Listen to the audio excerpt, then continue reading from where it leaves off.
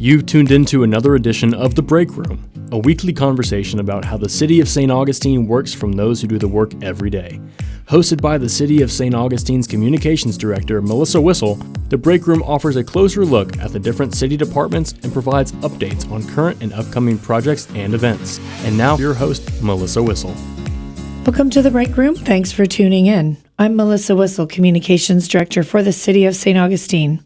Hopefully our listeners out there know about the St. Augustine Police Department and the recent success of earning their accreditation. We have a total of 58 sworn officers, 6 civilians. Our officers do everything from bike patrol, patrol units and vehicles. We have detectives and a SWAT team. But there is one very special officer who gets out there in front of the community, connects with our businesses and our schools, and keeps us all informed about what's happening at the police department. And that would be St. Augustine Police Department's very own Public Information Officer, Dee Brown. Dee, welcome to The Break Room. Thank you for having me. I believe this is your first time on our show. It is. The very first time. Excellent. Well, we're happy to have you. Just give us a bit about yourself. This is your first time here. What does the PIO do at the St. Augustine Police Department? So the PIO wears a lot of hats with the St. Augustine Police Department. Initially, first and foremost, is getting information out to the public. Public records, all the social media, anything that's on social media, it comes from the PIO. Different events that happen in the city. If you see me on the news, it's not a good thing. Right. But normally I handle all the interviews as well on the news, unless it's a major incident, and then at that point, the chief will handle the interviews. And you were a patrol officer first? How did you come into being PIO in the police department? I started out as a patrol officer. Mark Sampson, which was the public information officer for a very long time, he went out into a different role, and that position came up. And with my background in education and communications, it was a perfect fit for me. So to that, how did you come into doing police work? I know you, like as you just mentioned, this hasn't always been what you were doing. Right. So I worked in education for 18 years. I taught elementary school initially, ESE, went to high school, taught English, became a football coach. Then I moved to ESE in high school, and then I went on to Jacksonville University to teach life skills. And there was a Live and Learn community summer program that was called the Riverside School. And so basically I handpicked about 25 students to maybe they weren't accepted into the program, into JU. And so they may have had the test scores, not the GPA, or the GPA, not the test scores. So I hand selected them. They were in a 6-week Live and Learn community. If they successfully completed the program, they were automatically in. Wow. And so education, community, connecting with people. Yes. Outreach sounds like that was right up your alley. Right. You made a good choice. I think so. And you've been doing a great job. You guys have done really great on social. You've got a lot of really great stuff going on just within the department. Thank you. New officers coming in, activities that you guys do. You've done, you did the bike ride for breast cancer, yes. Right? Our motor units, shout out to them. Yeah. Pat Harvey and Sergeant Frasca, they are phenomenal on the motors. They work very closely with surrounding counties.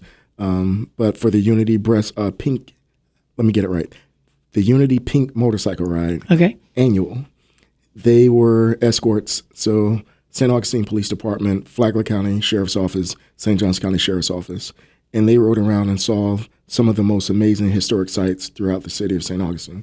Very nice. And so speaking of this Unity ride, that also speaks to our agency in partnership with the St. Johns County agencies, Sheriff's Office, Fire Rescue. You guys all really work together very well. And most recently we'll talk about was National Night Out.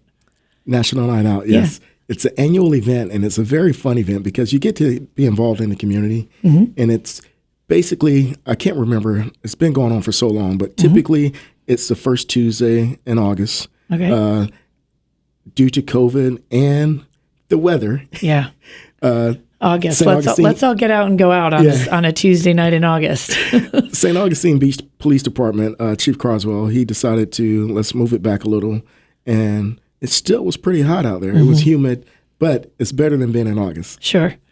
And so National Night Out, it's a nationwide event, and it's an awareness campaign for community relationships. Absolutely. Who all attends? So it's a nationwide initiative. Police departments all over, they do these typically in August, as I said earlier, and you get the fire departments out, the Coast Guard, and I'm just speaking locally. Okay. Fire department, Coast Guard, National Guard, every police agency known to man that's in the area. Sheriff's office, Border Patrol. Wow, so it's like National Park, Okay. NPS.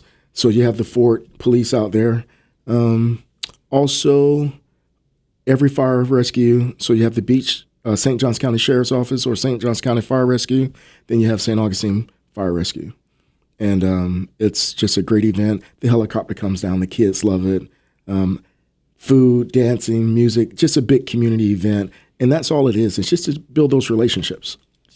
And so when folks come out, they can get on the trucks. I think I saw pictures of somebody holding an alligator, baby alligator. So I forgot to mention them, Florida Fish and Wildlife. Oh, okay. I'm thinking alligator farm. Yeah. But, okay. So funny story. So Florida Fish and Wildlife, they were parked right next to us for the event. And they were on their way to get an alligator, a baby gator from the alligator farm. Okay. They get a call in the northwest part of the county in Julington Creek. An alligator is on somebody's front porch. Stop. They go get it. It happens to be the size they need. So they take that, they bring that to the National Night Out. Nice. So it's a baby gator. They're pretty physical. That's actually pretty funny. So then what happened to that baby gator? I mean, does he get sent somewhere to? They have a protocol. I believe they release him back into the wild. Mm-hmm. But it was pretty interesting, pretty fun to see. Like this was a real live wild gator. Right. Know? That's a really funny tie-in. If you're just now tuning in, you're listening to The Break Room. I'm Melissa Whistle, Communications Director for the City of St. Augustine. And today in studio, we're talking with the St. Augustine Police Department Public Information Officer, Dee Brown. We've just been talking about National Night Out and capturing gators and bringing them down to the party. And you mentioned the helicopter. Does the helicopter actually come in and land, or is it already there? When the event starts. Land. I mean, it has to land, obviously, but is it a thing in the event? It is. It's one of the major attractions. Okay. The kids get to sit in there. But so the event is from 5 p.m. to 8 p.m. And I got there about 4 o'clock, and I had to wait because the helicopter was coming in at the same time. Okay. And so, it's a big deal. The sand is blasting, and, they landed. They blocked off a parameter for the helicopter. And then the kids get to sit in the cockpit and, talk to the put pilots, the little put the headsets on, and just see what it feels like to be. And a lot of kids are like, "Wow, we thought it was more room. It's not. It's really compact in there." Right. Yeah. And so fire trucks, boats. SUVs, the MERV shows up. SUVs, ATVs, side by sides, any toy that and we say toy, but all the vehicles that we use are definitely needed for every agency, and each agency has their own specific need. Some of the things the beach has, we wouldn't necessarily use in St. Augustine. Right. And there's quite an inventory. So unfortunately, to our listeners, this has already happened. So they have to wait for next year. But be on the lookout next year. Will it come back to August, or you think it'll stay in October? That's to be determined. We don't know. Determined. So we'll make sure that we put it out on social media. Absolutely. And all those other good places. What else is going on at the police department? You guys do Coffee with a Cop, and you corrected me. I always think of coffee as Coffee with a Cop as you go out to a local coffee shop, and it's for the public per se. This is in the schools. Tell me about that. So Flagler College, we have 2 officers designated to Flagler College, and so we have a daytime officer and a nighttime officer. Daytime officer is Officer Johnson. Nighttime is Officer Jenkins. Officer Johnson is his unique Coffee with a Cop. He does it once a month. The students love it. His wife bakes cookies for him. And it's just a great event. And any initiative that we have that's going on, I think the very first one was in September. And we had an initiative nationwide for aggressive driving.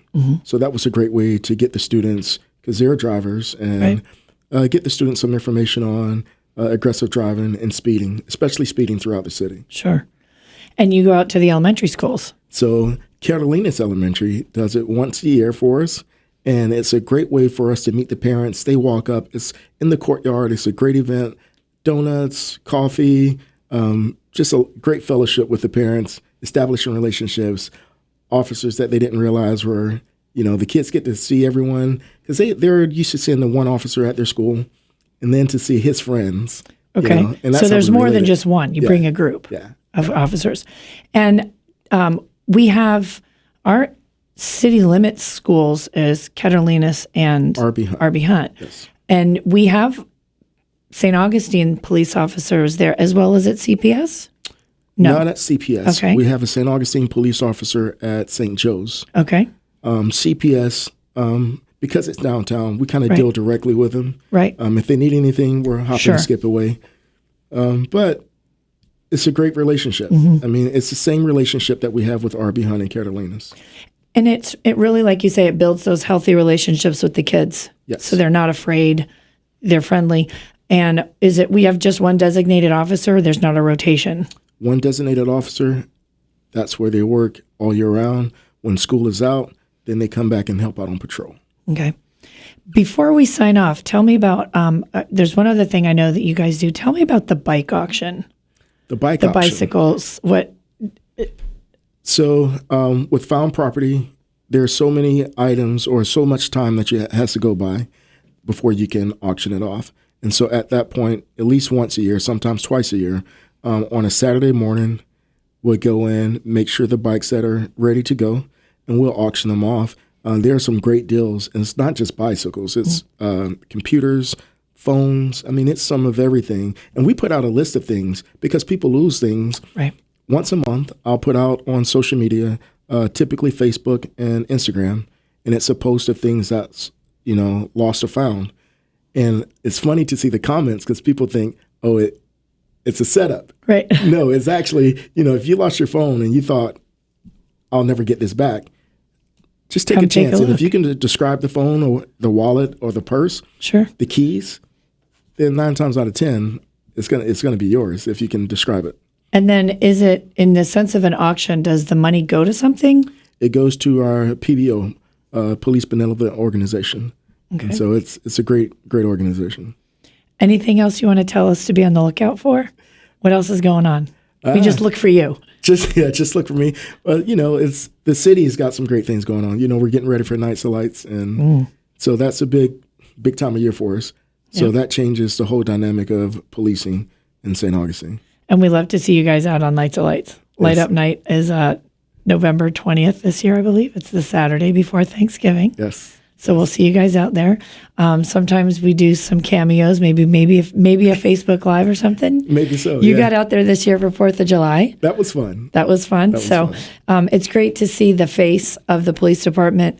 You do right by the department. It was a great choice, and we're really pleased and happy and honored to have you Thank you for having me. as our PIO. Thank you. Thanks for coming down to the break room. Thank you. We'll get you back here. If you're missed any part of this broadcast and want to go back and listen from the beginning, or if you want to hear any other past interviews, you can find us on the web at citysainogradio.com. We want to keep you informed about what's happening in and around the city, and most importantly, that you hear it here from the people doing the work and making it happen every day. Remember that in order to stay connected, you need to be connected. Like and follow the police department on Facebook, Twitter, and Instagram. You can find them at STAUGPD. That's at SainAugPD on any of our social media, Facebook, Twitter, and Instagram. And of course, you can always find the city at City St. Aug. Thanks for tuning in. Until next time. You've been listening to The Break Room, a weekly program addressing projects and programs offered by the City of St. Augustine. Join us each week as the city's communications director, Melissa Whistle, has in-depth conversations with the people who make our town work to meet the needs of our community. The Break Room is produced by communications specialist for the City of St. Augustine, Cindy Walker. See you at this time next week for another edition of The Break Room.